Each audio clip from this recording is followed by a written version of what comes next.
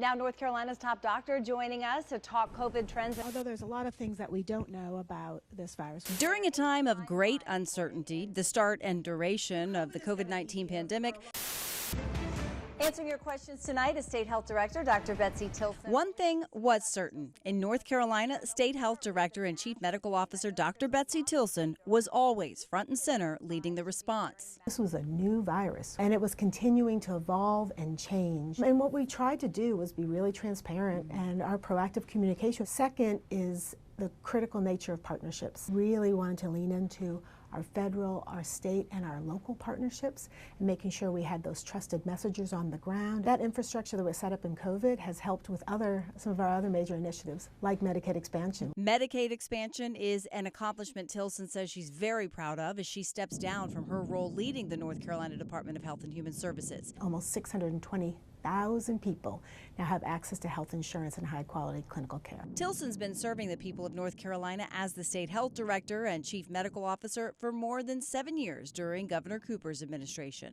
What are some of your greatest accomplishments in that time? One, thinking about whole person health, making sure that we were helping improve the health and well-being of people. That's why Medicaid expansion was so important, and we've had great success in that.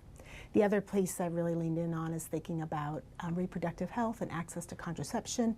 50% of pregnancies are unintended, so we want to be sure that people have increased access to contraception. And finally, thinking about violence, and particularly gun violence, as a public health as well as a public safety issue. So that has led us to, one, establish the Office of Violence Prevention, and then our natural disasters, which we've had multiple, but of course Helene being the most recent and really one of the most devastating ones that we needed to react to. What do you think the biggest challenges are going forward? I think with our climate change, we're going to see more severe storms. So really leaning into that preparedness and thinking through how do we support our communities is going to be a really important issue going forward.